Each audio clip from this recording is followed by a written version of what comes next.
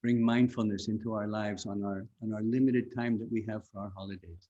Because nowadays everyone is so busy in our very, very, very busy life.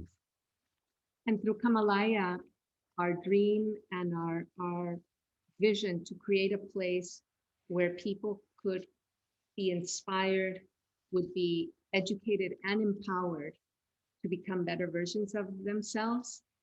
Kamalaya is the realization of that dream. And deep at the heart of it is our belief that we want to, and invite you also to, change the world one person at a time. So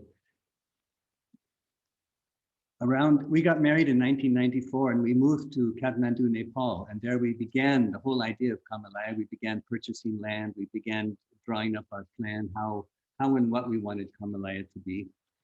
And, you know, one of the things about creating something that really creates something is that there are many, many obstacles along the way.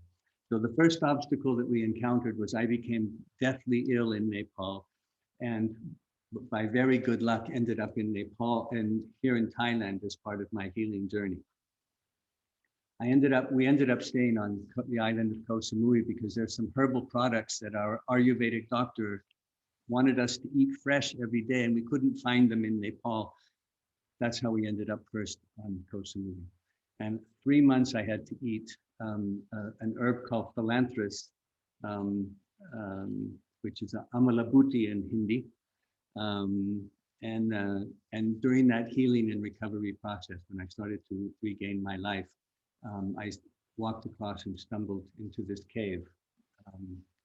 And this cave, which is the very heart and the center of Kamalaya, for 300 years was a place of Buddhist retreat where monks and nuns did their 3-year silent meditation retreats and sought out peace and peace for the world and peace for themselves. And that reminded me of the time that I also lived in a cave when I was in the Indian Himalayas. And immediately I asked Karina to come and visit this place. And we decided to completely change our life and move to Thailand. And Kamalaya is built, and this cave is true heart of Kamalaya. We feel really strongly that at the roots of any project, it's essential that the intention be very, very clear, the why. And for us, we really believed that the things that we had learned in Asia, from the Himalayas, from Nepal, and now also from Thailand, that firmly we believe that wellness, holistic wellness, body, mind, spirit, community, and environmental wellness has the potential to change the world. And if you don't take anything else from what we say today, we really feel strongly about that, because that intention is going to be the spark, the ignition that will sustain you throughout a journey of creating anything in your life. And for us, it was really the belief and the understanding of the positive impact that holistic wellness had had in our life, through our journey in life. And certainly it has been the core and the seed and the spark that has propelled Kamalaya from a dream to the reality and the success that it is today. So the clarity of that vision, the clarity of why, what is the purpose, it is essential. We believe that wellness can and is changing the world. And this is all before COVID. So after listening to the earlier presentation by Sari, we just, it's just confirmation. We all hear everywhere in the news the impact that COVID has had on people's emotional and psychological balance, their mental state, their sleep, their eating habits, their exercise habits, their ability to connect with friends and family. It has had such a devastating effect on all the things we took for granted before. So Kamalaya we opened 16 years ago, and well, almost 16 years ago, and in November, and it becomes wellness not only has proven itself over time, but now it is essential and critical for the recovery of physical, emotional, social, mental, psychological, and spiritual health for all of us. And I recently underwent a 21-day immersion here at Kamalaya myself, and I should have really done a pre and post recording because the impact was extraordinary. I feel like I've come back to myself in profound ways. So now more than ever, authentic wellness, holistic wellness, wellness that is rooted in authentic knowledge, traditions, cultural values, and awareness of the environment and the cultures within which they arise. I don't think there has been a time when it is more needed or more relevant. Well, I'd like to add to that and say that from the very beginning, we felt that we wanted to give something back because we had this wonderful opportunity to spend all these years studying with great masters of many different traditions. We were immersed in the Vedic tradition. Karina was immersed in the Taoist tradition, studying Chinese medicine. We lived in the Himalayas for many years, and we had the great opportunity to get semi-immersed in the great Buddhist traditions, and then come to Thailand and again with the Buddhist traditions. And so for us, it was, what can I say? Kamalaya is the way we live our life. And I think that's one of the reasons that we found great success. I think it's also the main reason that we were able, with no business experience and only the vision, we just had the vision of what we thought we could do. And we were able to create something that became so important and influential in the entire world. We actually live the life that we teach here. And I just want to go back a little bit. When I was a monk, when I first met my teacher and I was a monk in the Himalayas, my teacher said to me, the thing that you're going to learn here is I'm going to teach you how to create your own miracle. And for 7 years, I carried stones, I carried rocks, and I built gardens and temples, and I created a community that at that time was a half a day's walk from the nearest road. We lived for the first 10 years without electricity, completely cut off from the world. And my teacher always said, you hold the vision, you see what you're going to do, and the whole world will come to you. And afterwards, that temple, that ashram that we built, receives tens of thousands of visitors every year that come from all over the world to see what we created many, many years ago, just with a vision, just eating one meal a day and striving always forward. And when we came across this cave in Thailand, foreigners weren't allowed to buy land in Thailand. We didn't really have business experience, but we had a vision. The government gave us permission to own the land. And we were the first foreigners to be allowed to own the land because the strength of the vision, I believe. And with that, people came to us and money came and flowed in, and we were able to create something that almost everybody who comes here thinks it would be impossible for people with so little experience in the world of business to take such a deep and profound idea that's really good for humanity and convert it and turn it into something that is real and that delivers. And we have had more than 40,000 people go through our programs with incredible success. So at the root of the how, after the why, is this amazing focus of intention and commitment.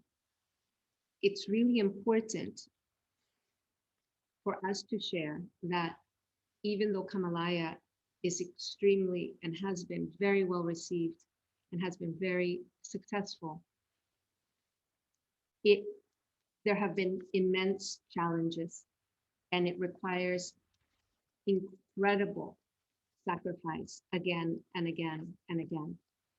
The commitment has to be there, and it's wholehearted commitment to fulfill the vision, because the vision is so compelling, the purpose, the why is so compelling that there's nothing else you would rather be doing. So after all of that, we have to find the location, but the location in our case found us, and John shared already. We were not looking for a piece of land. John was on a recovery journey here, unfortunately, and we were shown that piece of land. John was shown that piece of land, and the land spoke and reached out to him. And another really important part from that point forward, as John said, is we did not have the expertise. We did not have the background. But what we did know how to do was to work with the right people. And we worked with someone, professional that was recommended, who helped us put our first business plan together that lasted, we used that business plan for 8 years. We also, in our network of friends, we had an extraordinary architect who we knew from the Himalayas.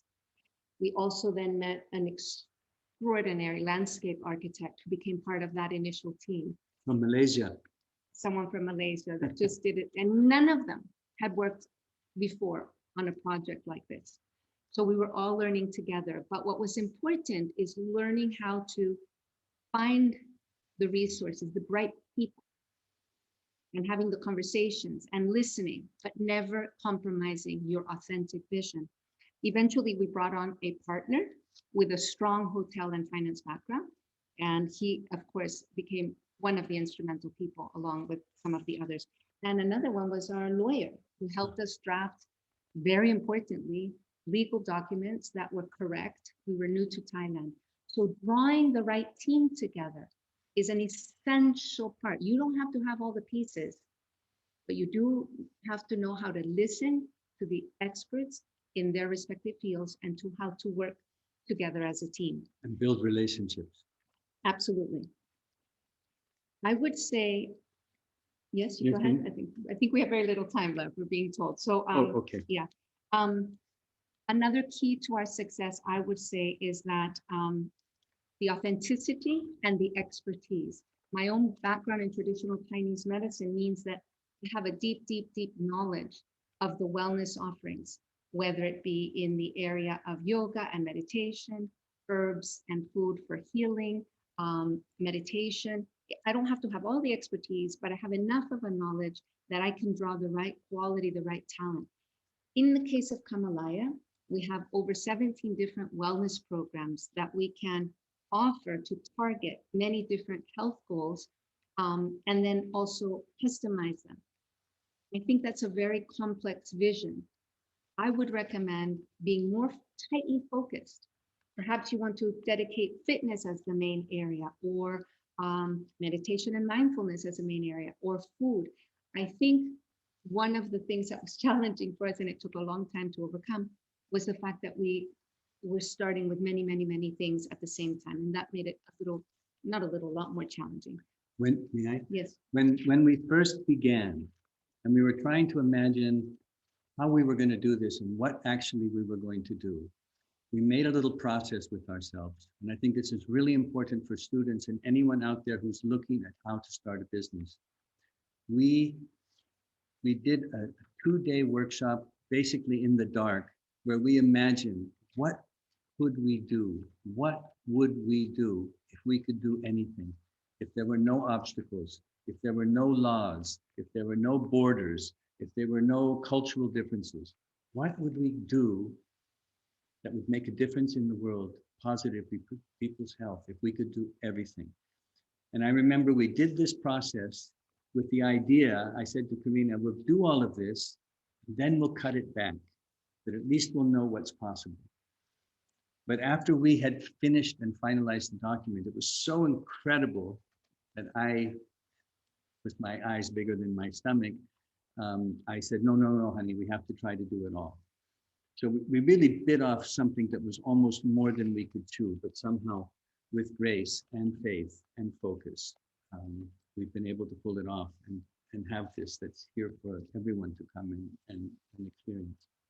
And in wrapping up the last little piece of why, or what is the secret to our success, I will go back to the fact that the team, the hosts that comprise Kamalaya are the heartbeat that makes everything possible.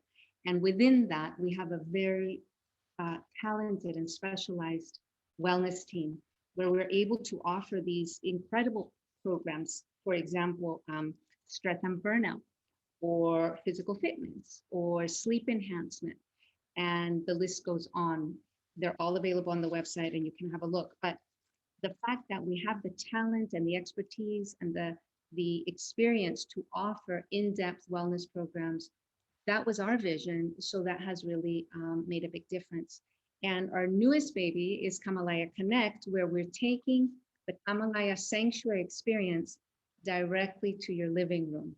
And it's a baby, but it's growing. And so you can also have a look at that. I would say that the team, without the team, there is no Kamalaya. And they are the most precious people to us. They are like family. We love and care for them. And we feel that they reciprocate that love and care to the team, to the guests, and to us in a way that we are forever grateful. And during this pandemic period, Kamalaya stayed open for these entire 15 months. We never closed. And during this period, 120 of our team members actually checked into Kamalaya and went through our programs. We just posted a little video, I think yesterday on our website that talks to that. But we actually had all of our team members go through the program so that they not only will be well, be resilient, be ready for the end of the pandemic and the time when our traditional guests start to return again, but also they will know more and more and more about what it is that makes Kamalaya so wonderful to people. And during this time, we had to open up. We were so lucky that we could open up to our local domestic Thai market. And now that our team members have all been through the programs, they can speak in Thai to our Thai guests and share the experiences. It's really extraordinary. Wow, John, I would love to hear you more, but it's just the time. I think I have to arrange another session. And, listen to you both, I almost have emotional, so I think this is a connection from Sari. We have a wellness connected, we have coping with the emotion, and also we have healing, and both of you deserve that. And I would like to add a little bit more that I was working on a research project for our Thailand Research Foundation, and I met John Wan, and I went to the sanctuary.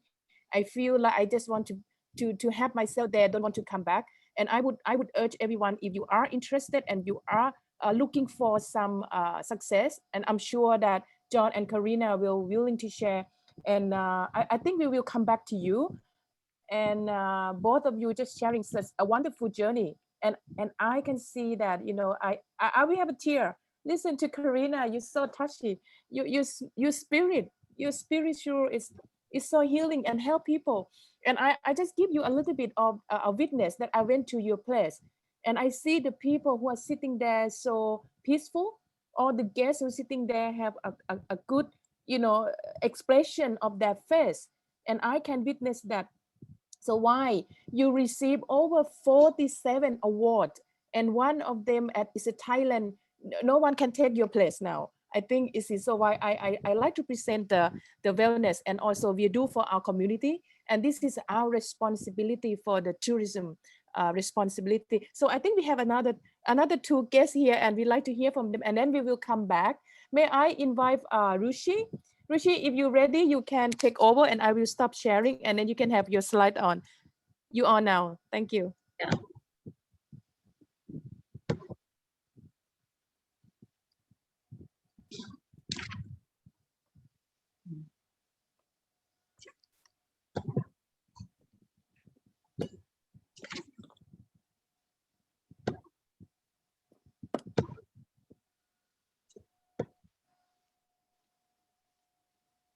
Namaste, everyone. It is a pleasure. I must thank the organizers for choosing such a nice theme for the conference, responsible tourism, because it is the dire need of today, not only in these crisis times, but I think for always we have to be responsible. The tourism has to be responsible, and in that manner only it can be sustainable. And my wonderful friend, who is a wellness expert herself, I have seen her journey as a wellness expert in these years. So the theme is also wonderful because we believe that if a tourist is healthy, if he understands the concept of responsibility and wellness, then only we can have a healthy tourism. It is wonderful. I must congratulate and appreciate Professor Sari for such a nice overview of COVID present scenario and the importance of wellness. And then it was nice to hear Stuart couple regarding their wonderful journey of Kamalaya and discovering the happiness through wellness. So my topic for today is Ayurveda and naturopathy. Though it is not a new concept, but in these times, what we have observed and what we have realized, that we should go back to our roots. We should go back to our traditional healing practices, because these are the therapies, or these are Ayurveda and naturopathy, both are those sciences which keeps us, make us believe that we should have balance in our life. We should have balance of our whole, body, mind, and soul. And by this, we can have a long journey of wellness rather than resorting to diseases or illnesses, which we are seeing nowadays. And this COVID-19 has given us this opportunity to go through the most prevalent, most reliable practices, which our ancestors used to follow. But with the time, with the modernization, we have forgotten some of the things, and we have gone a long way in putting a lot of toxins and waste products in our bodies, which had led us to a lot of diseases. So here, I thank even John and Karina for emphasizing a lot about these healing practices and therapies, which have inspired them to go through this journey of opening up a wellness center and to spread happiness. Now, why am I stressing more on Ayurveda and naturopathy? I'm not an authorized person or an authorized practitioner for these practices, but I am a strong advocate because I have experienced myself, and I believe that these sciences, they help us in keeping us healthy. The importance of these, like Ayurveda is known as the science of life. They do not, make they do not treat the disease as such, but they make the healthy person remain healthy. So it is very important, if you are healthy, if you are keeping a balance in your life, therefore, like it is known as mother of all healings, that we have to take care, that it is a continuous process. We have to put it into a daily routine. In Ayurveda, there's a lot of importance regarding dincharya. That's a Hindi word, dincharya, but that means a routine. The routine, we have to follow it properly. And this science, it is not a new science. This dates back to more than 5,000 years ago. But this is what we know. The aging of the Ayurveda, that this is so old, we only get from the written literature. But then the experts, they believe that this has been a long practice and it has been transferred over generations through oratory skills. People have followed, people have practiced, they have treated the human beings. But in earlier times, as we were having the balance in life, as we were more resorted to nature and to our disciplined life, we were not facing any diseases which we are facing nowadays. So during this COVID, we have realized that we have extorted too much from nature. We have gone, too much of modernized. We have gone to those lifestyles which are not increasing our immunity. And let me add this word immunity, because it is the most buzzword or the most sought after word since this COVID-19, that people are looking for wellness, people are looking for how to increase immunity. So this immunity, you cannot increase in 24 hours or just with a click or with a press of a button. This immunity you can increase with consistency by following a discipline in life. So Ayurveda is also known as balancing life. And how can we balance life? We can balance life by keeping a balance of our body, mind, and consciousness. We should be knowing, this is a holistic, holistic growth of a person or holistic healing. Because if you observe yourself closely, our body, our mind gives a signal that there is some problem in us, that our body needs some attention or our mind needs some attention.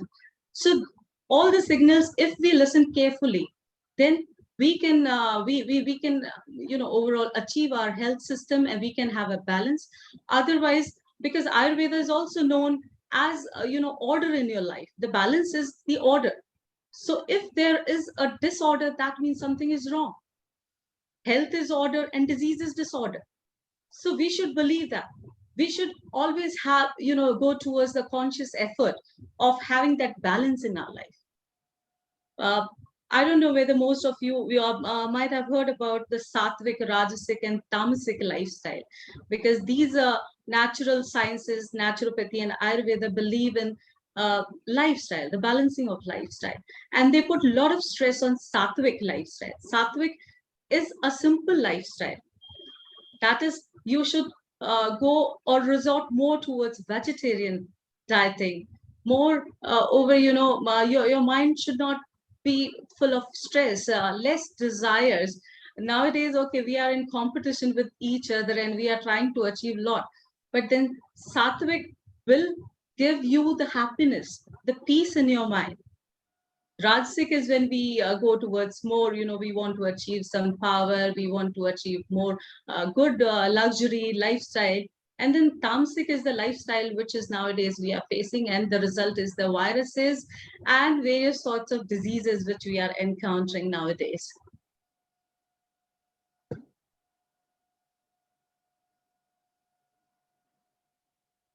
Now, how it works? How is Ayurveda works? Now, we should know this very clearly, that our world is made up of 5 elements. And in Indian system, we also believe that after we die, our body goes, it dissolves in these 5 elements. That is the space, water, earth, fire, and air. And in Hindi, we call that Akash, Jal, Prithvi, Agni, and Vayu. So this is very important. We should get back to nature. We should look at the nature, that when we have to submerge, when we have to dissolve with these 5 elements, then why not respect these 5 elements? We should take care of these 5 elements. We should, nowadays, if you have seen that our lifestyle is mostly the youngsters, they get up, they sleep late, they get up late. So they do not see the sunrise. They do not see the nature. They do not take the fresh air. They do not go into the forest. They do not use, a lot of these, the 5 elements which are freely available in nature. They do not cost anything. So if we take care of these 5 elements, because they are, our human body is made up, our structural human body is made up of these 5 elements. And whereas the functional body is governed by 3 doshas, which I would like to highlight, because in Ayurveda, these doshas, as per these doshas, the humors, a person's constitution, a body constitution is observed by looking at these, because everybody has got these doshas, Vata, Pitta, and Kapha. These are the Sanskrit words. But the meaning is like Vata is energy of movement, Pitta is the energy of digestion or metabolism, and Kapha is the energy of lubrication or structure. And I must tell you that everybody has these doshas. All the bodies have these doshas, but it depends that some might be having one dosha as having a lot more, a primary one. Then maybe like, suppose I take example of myself, my body is more of Pitta type. So I might be having more of Pitta. But then these 2, Vata and Kapha, are also there in some percentages. So everybody has the combination of these doshas. And these doshas also have the combination of these 5 elements. So this is like basically a theory. And being a tourism teacher, I'm not the authorized practitioner, but a tourism teacher, being the multidisciplinary subject, we get the liberty to delve into various sciences and various subjects.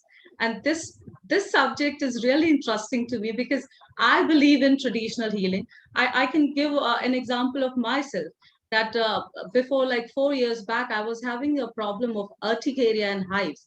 And I was not knowing how to treat it, because in the morning I used to have a lot of itching on my thighs and my hands and some rashes and those that type of thing. I consulted a doctor, a skin doctor.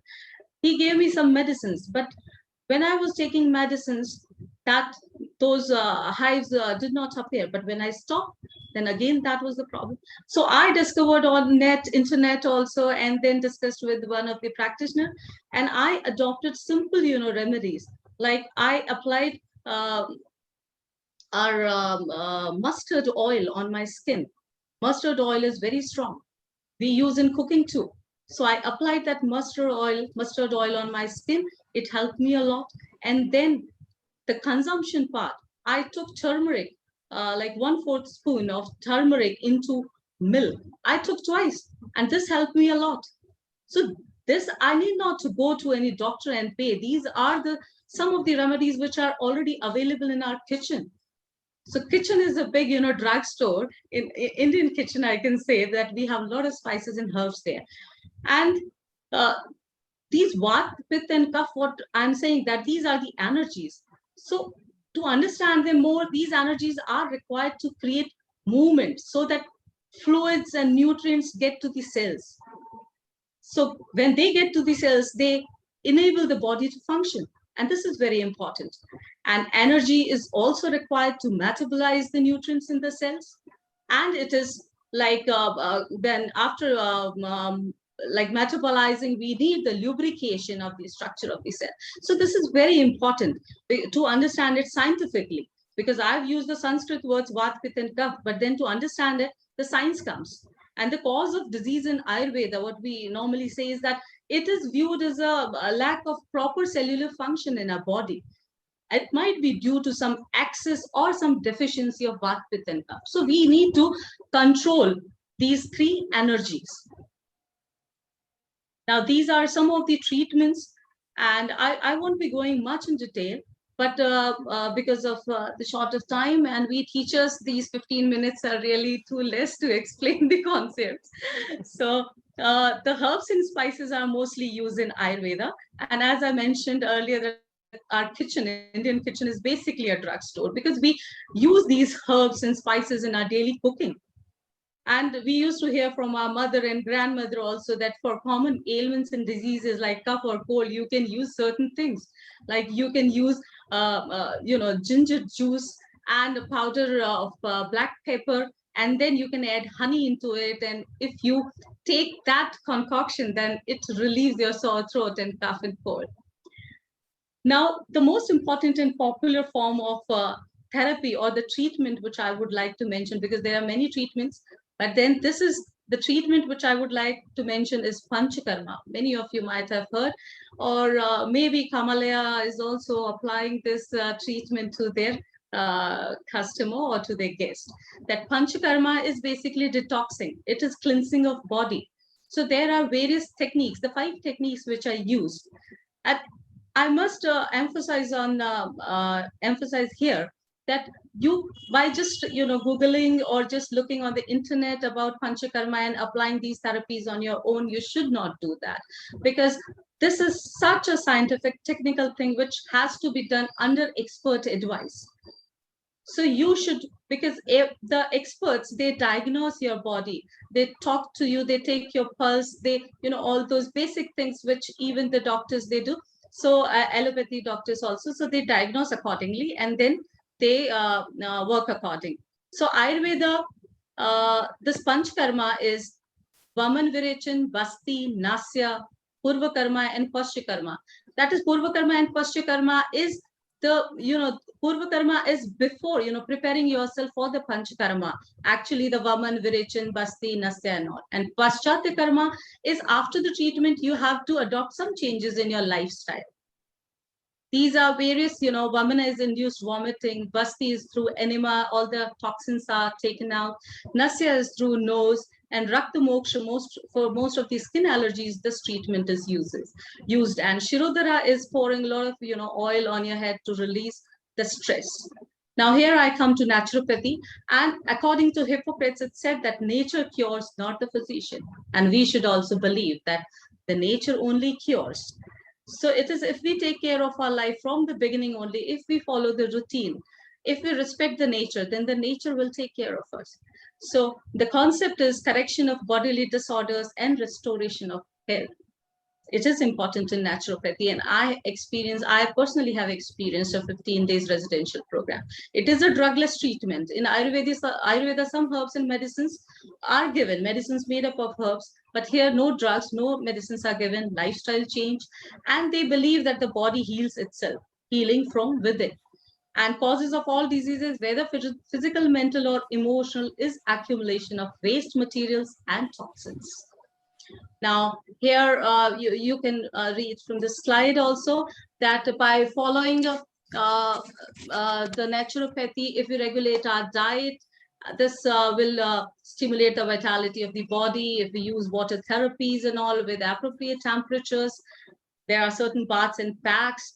We should use of the nature, the natural elements of air, sunbath, exercises, massages, and all, which are already explained somewhat by the Stuart couple.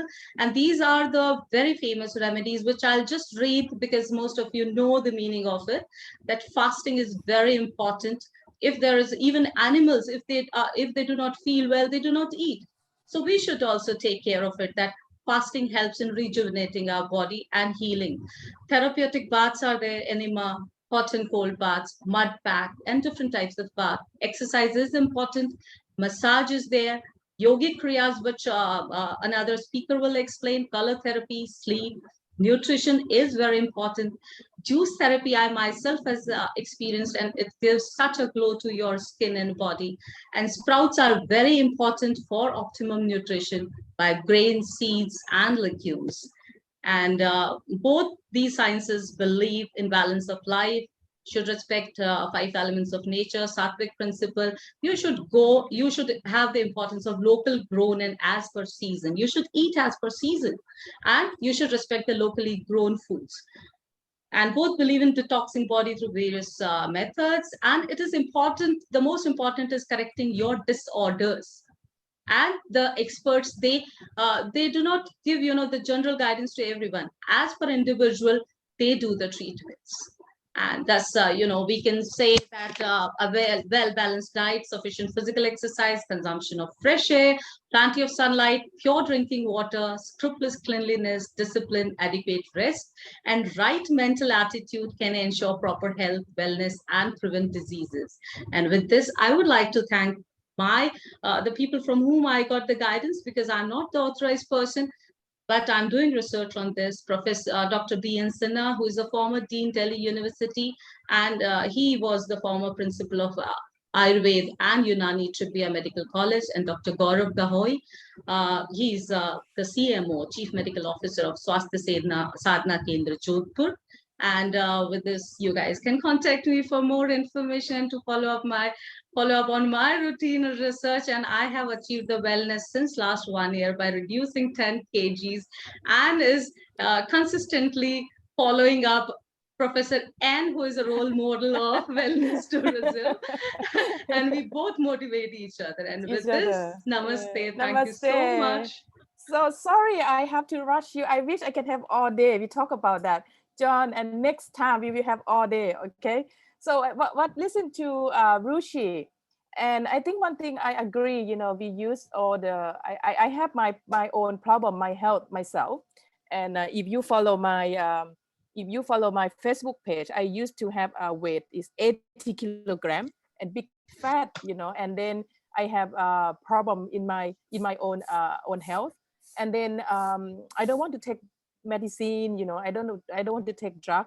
So eventually I get back into back to nature, and you're healing your spiritual, and then you get back to, so now I get back to my own health without any drug, and then I can travel and tourism. So why my next time I will also invite you guys that I'm talking about from gym to the fitness tourism, and all the people who are keynote speaker here are all expert in that, and I will have you on board again. Next, may I present one of, I think I can say that he is my master. I went to Nepal, and then I get into the yoga. I'm not that good, And then I went to Nepal for the conference, tourism sustainable conference. And then I asked the hotel owner, I said, well, I like to try the yoga. I heard that Nepal is one of the most famous. I must have experience. And that, here Rupak came, and then he very nice, I asked him how much. He said, no, don't talk about money. So actually, I really impressed with that. Actually, he don't ask even money. I said, whoa, wow, this is very good. So I could not forget to invite him on board. And then he actually master in a yoga instructor, and he is a master. He have his own school. We will go in deep detail about why is yoga in Nepal so unique, and why everyone want to be there, and he have fully experience. And I humble take my hats off for you. So please, the floor is your, Rupak. Namaste, everybody.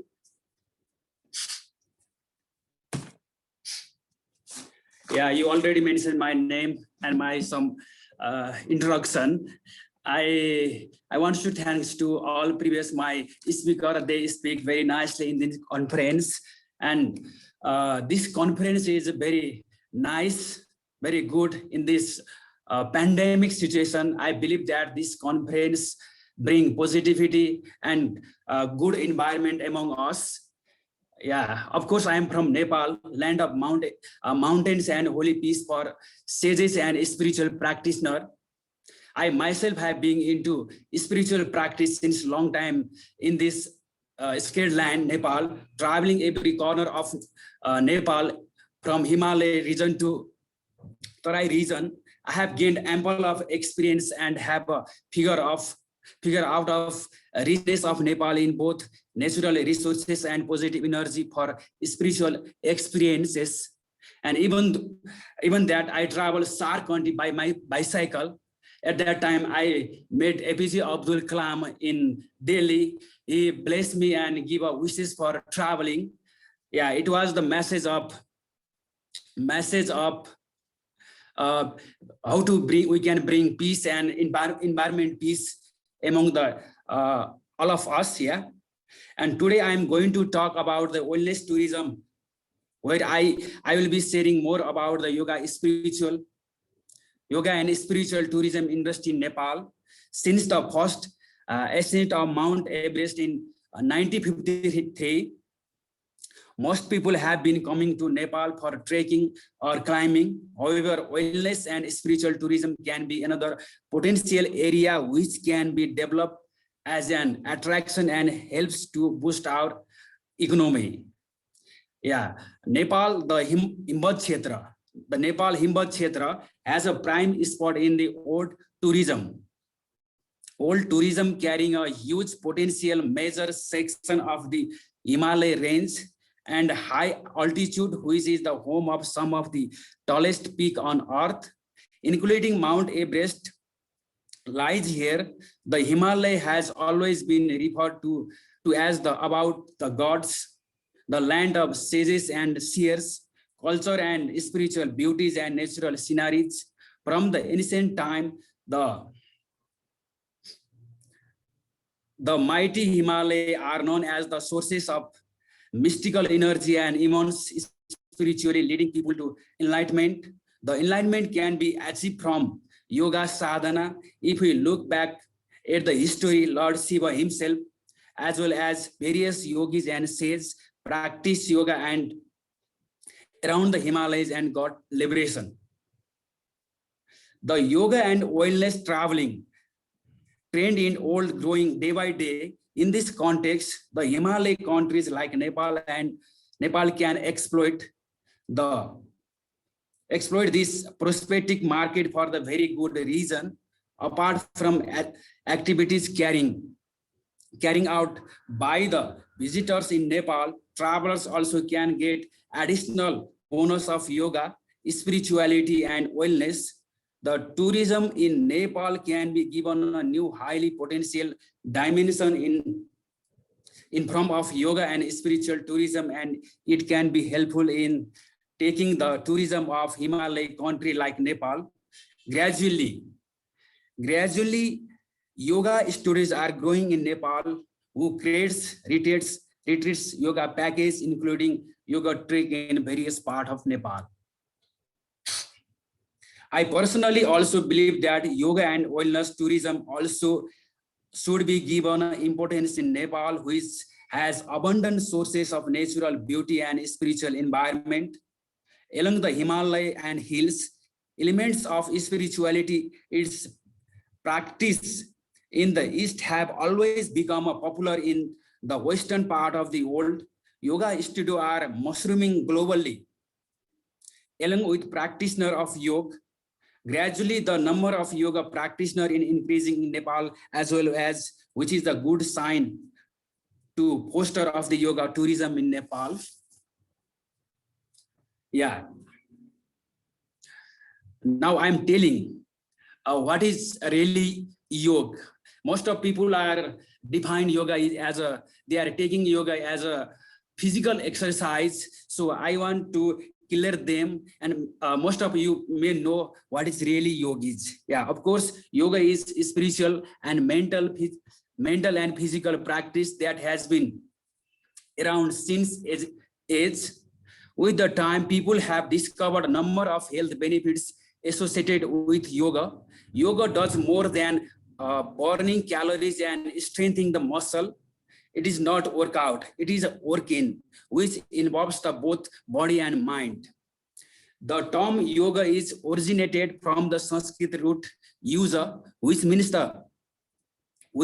to connect or unite. It connects the unification of soul and supreme soul. It has broad meaning. The order user defined unity of body, mind, and soul as a yoga.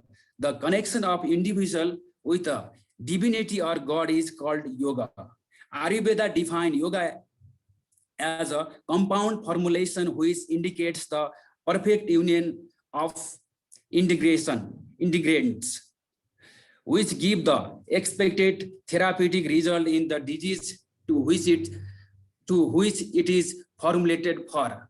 Patanjali in a Raja Yoga defines yoga as a complete merger of individual consciousness to supreme consciousness. Tantra gives beautiful definition of yoga, which is made of two roots, Tannoti and Trayati, which means expansion and liberation respectively. According to the Tantra, yoga is expanding consciousness towards liberating creative energy and finally merging into the inner consciousness through various methods of Hatha Yoga. So what can be the benefits of practicing yoga? The modern day lifestyle is such where humans struggle with physical and psychological stress in their lives.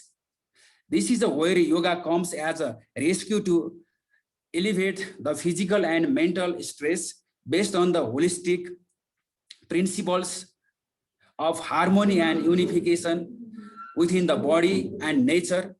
Yoga is simple posture, leave a powerful impact against busy lifestyle demands.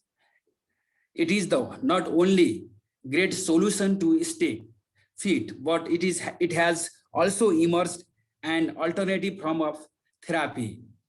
Many chronic ailments like asthma, diabetes, blood pressure, arthritis have found a great solution in yoga. All these facts convey there the reason why these proactive disciplines should be the part of our lives.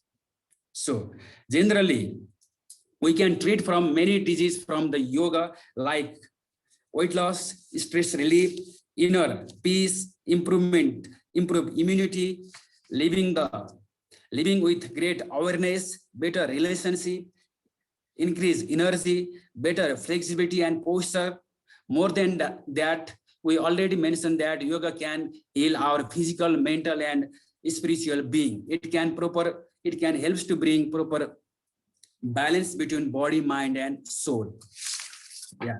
How should beginners prepare if they want to start yoga? Yeah, there is a several point if you want to practice yoga, I am going to mention here. Yeah, first you should decide where you want to start practicing yoga. First of all, person who wanted to learn yoga must be way enthusiastic, will be core passion of determination, dedication, and devotion of time of practice. As yoga is 99% practical and 1% theory, anyone can practice it. Yeah, there is one famous yoga guru in India, Dr. K. Pattabi Joyce. He mentioned that everyone or anyone can practice yoga. Young man can practice, old man can practice, very old man can practice, man who is sick, he can practice, man who does not have strength can practice, except lazy people. Lazy people cannot practice yoga. Yeah, it was the saying of K. Pattabi Joyce. He was the master of Ashtanga Vinyasa Yoga. Yeah, there is a three major parts in yoga: asana, pranayama, and meditation. Asana refers to posture, pranayama refers to breathing technique, and meditation is refers to deep focusing or concentration. Yeah, there is some rules to practice yoga. We always should practice yoga in empty stomach. We have to use flexible clothes, and best time for yoga practice is morning or evening time. Yeah, before that we have to choose a good yoga teacher, a good yoga studio that can help to practicing yoga. Okay, now I'm going to tell here how can one become a yoga teacher. Nowadays people are becoming a yoga teacher, and they take their teaching lifestyle both physically, mentally, and spiritually. Yeah, nowadays the trend of becoming yoga teacher usually increasing day by day. Most of foreigners, they came Nepal and India to be a yoga teacher, to be a registered yoga teacher. They want to learn yoga in Nepal. I will mention later why Nepal is unique for practicing yoga. Before that, if somebody wants to be a by professionally yoga instructor, what and how they can be a. Becoming a certified yoga instructor can be a rewarding career that allows you to balance what you love while earning income and helping other lead healthier, relaxing, and balanced lives. The journey to becoming a certified in a yoga can be short or long term, depending on how you piece it with your current schedule and obligation. Here are 5 steps to become a certified yoga teacher starting today. First of all, you have to break down of the different type of yoga, such as Ashtanga yoga, Raja yoga, Hatha yoga, and which kind of yoga you would like to practice. Then teaching methodology. It helps to create a yoga sequences, techniques, and teaching styles. Third one is yoga posture and poses. You have to choose which yoga posture and poses you like to practice. Somebody can practice harder, somebody they like to practice easy one. It depends on your nature of the body. Yeah. Third one is yogic philosophy. Yogic philosophy as the taught by Yoga Sutras of Patanjali and Bhagavad Gita or other related spiritual texts. It helps to increase your theoretical knowledge in yoga.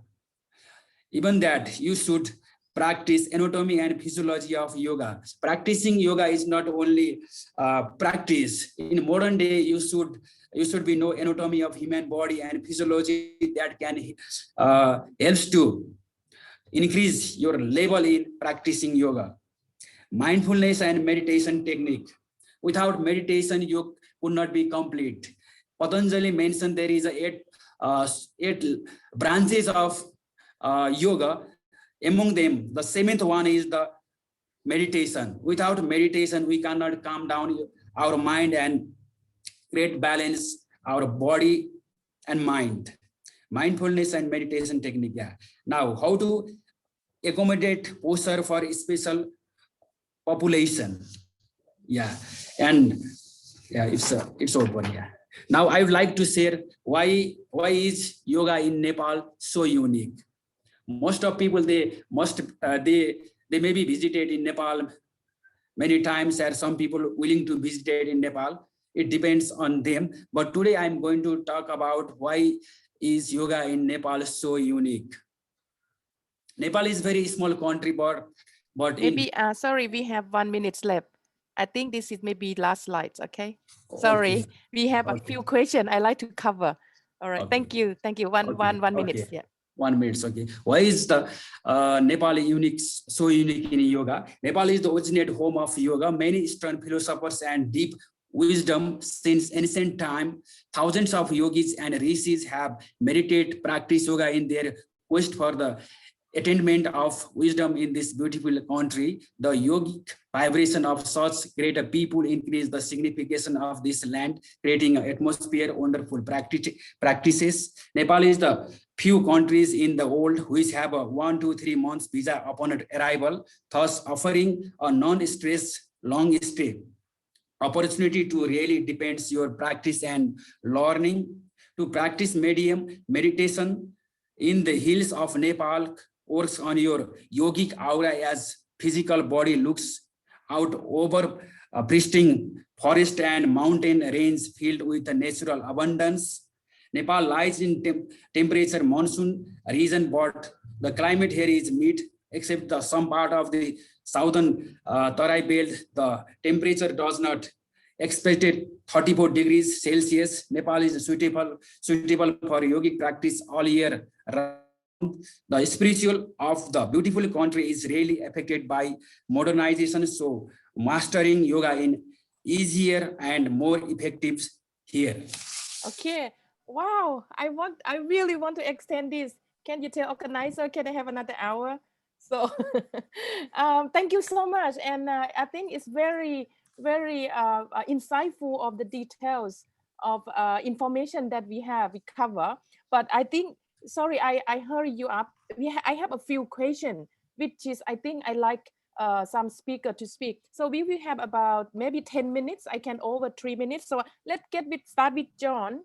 John, we have the question here that some audience asked, I think they said that, I know that we said that we are success, so they asked that how do you measure that this wellness sanctuary is become a great success, and what are the tools that you use to measure that it is a success?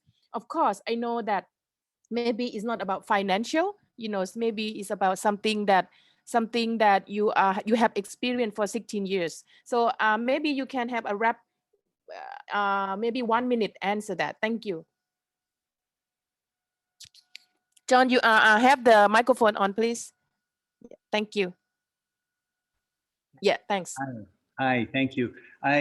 Very briefly, I believe the way we measure our success in terms of the world is that we have a 43% repeat guest rate, that half of those repeat guests have been to Kamalaya more than 10 times. People make it part of their every year. We have won 47 international awards. We have an extraordinary retention of our staff. Many of our staff have been with us from day one. And many of our team members have become friends with our guests, and it's like it has become a community. And also we've become an influencer in the world because we actually achieved an actual holistic business, that every single part of our business supports every other part of our business. Yeah, thank you. I think I can witness that. Also, is the next question. They asked that how many repeats guests into your sanctuary, wellness sanctuary, and I guess that the repeat guests, as we are a lecturer, we know that if we have something new, easy for the people who get it, but to get repeats intention to revisit is the hardest thing. So I'm sure that is a great success is not about to get the new customer, but the great success is how can you make them to repeat. So I'm sure that this is to measure what is the wellness product and service you have for that. I moved to my friend Sari. I have a question for you here that you're talking about uncertainty, about the emotion, and one thing the people ask that it is about the negative, coping with the negative. COVID is unusual. Can you tell more about that and how you're dealing with the negative exactly that about your maybe your one of your paper. So thanks, Ari. 1 minute.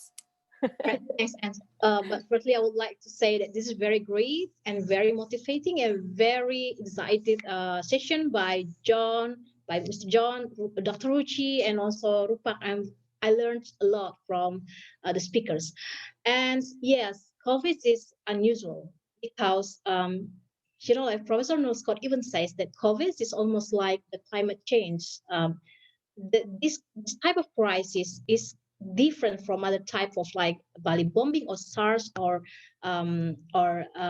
MERS and other health or outbreak pandemics, because usually each of crisis and pandemic, they pass the one lines of life cycle, like pre-crisis and then prodromal and then emergency phase, and then they come to the post-recovery stages.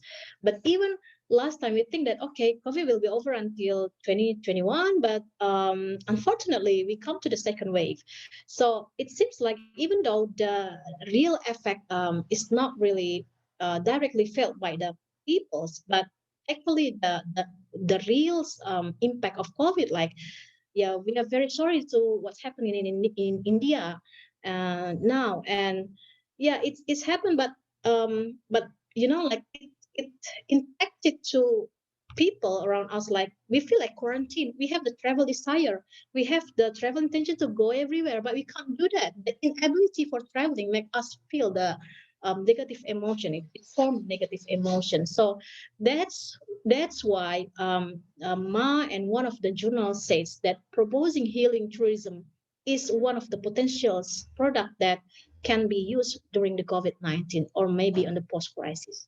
That's all, Anne. Thank you. Thank you for the questions. I can ask the organizer that give us 5 more minutes. So yeah. Okay, can maybe I ask Ruchi? Our audience is, we have a mix, between working and student, and those who have money and don't have money. In their opinion, they think that, hey, if we want to have a good health, we're gonna have to have a lot of money. And is it necessary? If we want to be good health, we need to have the money first. Ruchi, can you answer that to our audience, please? Thanks. Yeah, sure. Well, to keep a healthy person healthy, you do not need to invest a lot of money, because as I mentioned in my presentation also, if you take care of these 5 elements of nature, if you wake up early in the morning, if you sit there with the in the sunlight, just this when the sun is rising, if you just sit for 10 or 15 minutes, you get vitamin D, which helps you a lot. And because earlier, like, I was also facing a problem of deficiency of vitamin D, and when I started getting up early in the morning and sitting in the sun, it helped me a lot. And vitamin B12 and all these deficiencies, they can be taken care of using our own natural elements and making certain changes in our diet. That is very important. And in your diet, you need not to spend so much of money. You can resort to fruits, veggies, and all those things which can improve or strengthen your vitality, and which strengthens your immune system. So for that, you need not to go to for those expensive treatments. If you take care of changing your daily routine and daily habits, if you walk for an hour, it is definitely going to help your bones. So making changes in your diet and exercising, whether in form of yoga or walking or running, whatever you prefer. So making changes in your lifestyle is important. So for the working professionals, for the youngsters, you have to change your daily routine. You have to be consistent in following up your diet, the more nutritious diet, and exercising a bit for an hour or so, you should devote some time. So this will not take you to more expensive treatments or to the clinics. Thank you very much. I think it is our nature mother give us. I think we should take that opportunity. Another question for Rupak. Thanks, Ruchi. I read that you said people ask why yoga in the mornings is important. Why we do in the morning rather than afternoon? Okay, thanks for question. In morning time, we have a very nice environment. In who lives in city, they get more oxygen in morning time. In morning time, they have a lot of energy, which helps to practice them. And we have one proverb that morning shows the day. If we practice yoga in morning times, it helps to bring energy all the day. So practicing yoga and balancing body, mind, and soul, we must practice yoga in morning time.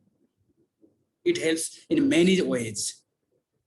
That is excellent. Okay, I come to the last conclusion. May I have each one of you give a final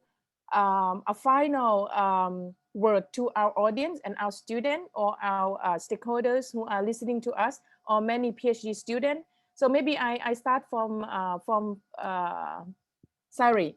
You know, just a final word to give to our audience before we conclude our session. And what would you like to leave in terms of academic wellness tourism and responsibility tourism? Microphone, yeah. Thank you, Professor Anne. So actually, we encountering the difficult times, even for daily basis, and even for the big part like crisis and disasters. So we can't avoid the we call it the distress situations. So coping mechanism is one part that we need to research and investigate more, as in particular for tourism crisis and disaster management. This is very a potential research that we need to explore more, in particular because the COVID-19 is very unusual, and then there were a lot of active researchers to try to find each of stages of COVID-19's life cycles. Thanks, Anne. Thank you very much. May I have from Karina and John, what would you like to leave for our audiences who have been here mixed, you know, with the stakeholders and students and researcher? Please, thanks. We see wellness as a way of life, very much like Ayurveda, where we make conscious choices. And these choices can be about the time we wake up, taking time in nature, taking time to reach a helping hand to people who need around you, looking after yourself, looking after each other, and looking after our environment and nature. And these choices on a regular basis change our habits. And these habits will have a profound positive impact on yourself, on your loved ones, and on the world around you. And what else are we here to do? Yes, you could say we're either making the world better or we're assisting in its going the wrong way. So always move forward, always make the world a better place. Make that choice. Excellent. Thank you very much. May I have from Ruchi, please? Yeah, I would like to tell all the scholars, students, and the general people also, because we have seen very adverse, very negative impacts of this COVID-19. People have lost their near and dear ones. Many have lost their jobs. Students, they are in no clue as only of like online classes are going on. So the next, as per research, and next pandemic which is expected is will be putting a lot of toll on psychology, you know, the students and everybody, they would be facing a lot of depression and these psychological issues. So we have to take care of wellness, not only in physical form, but also in mental capability. So wellness, it helps holistically. It not only increases your immunity physically, but your mental aptitude also it changes. So my suggestion to the people is that go back to nature, try to give yourself some time, try to be more humble, compassionate, and try to make use of the free available elements in the nature. So this will make you more, immune towards all the, expected viruses to come in future, or to the common ailments. So it is a humble request to everyone to go back to nature. Thank you, Ruchi. That's very good. May I have final, Rupak? Can you give us a final word, please? Thanks. Okay, I would like to say that without wellness tourism would not be complete. Yeah. So first we have to find your nature. How can be you healthy? How can be you can live without a stressful life?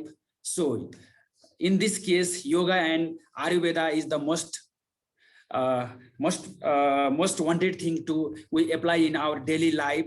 So we should promote yoga, Ayurveda in our life, and we should be healthy, happy during this pandemic. Yeah, we don't know what can happen in future. If we became healthy and happy, we can do many things. So my suggestion is that every corner of the world, you should be healthy and happy. By yoga and meditation, you keep calm, you keep healthy and healthier in your life. So practice yoga and meditation, be healthy, and this kind of program, it helps to build positive vibration to us. And at last, I want to say thanks to organized team and Professor An to manage this kind of such opportunity. Thank you so much. Thank you so much, everyone. I have a final conclusion before we end. And I would love to have you guys more again, and we will have a discussion talk about that. And what I found today, I will summarize in this final slide. And in overall, after we have learned and we have here the expert, so many things that we need to do together here. The first thing is wellness tourism and responsible tourism and hospitality. Firstly, we need to have a look at the psychology perspective, emotion, healing, and overcome the stress circumstances. We watch each other, we look after each other. We need to use a smart innovation, maybe application that easy that you can find, and we can develop something close to you. And I think it's nowadays everyone uses a smartphone, you can have develop that. And this is, I urge the smart tourism or IT people, development wellness activities and build sustainable. So as see that wellness is without nature, we cannot build wellness activities. And this is the way that we are responsible for the tourism responsibility. And it's the last thing, not one person responsibility, not John, not Karina, not Ruchi, not Sari, not Rupak, and everyone. And we need to be integrated together in our expert. I like final word that John give us, and I like everyone go back to think that build your own mirror. Build the people, and so and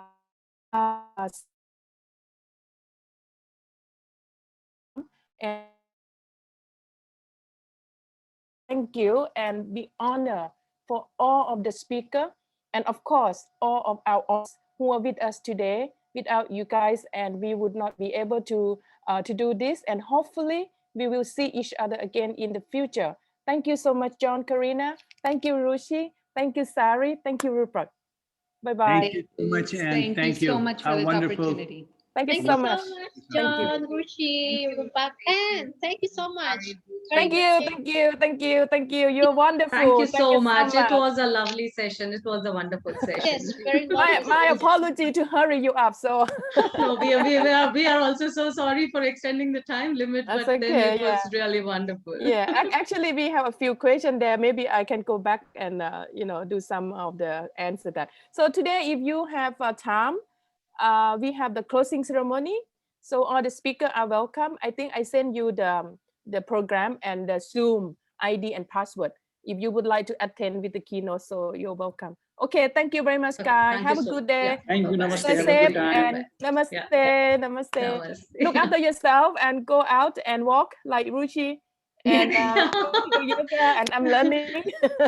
Stay Okay, safe, bye, guys. Karina. Stay safe Bye. and happy. Yeah, Thank you, bye-bye. John, Karina. I will visit you soon in Samui. Welcome, welcome. Thank you. Bye Thank you. bye. See you guys. Yeah. Stay See ya. safe.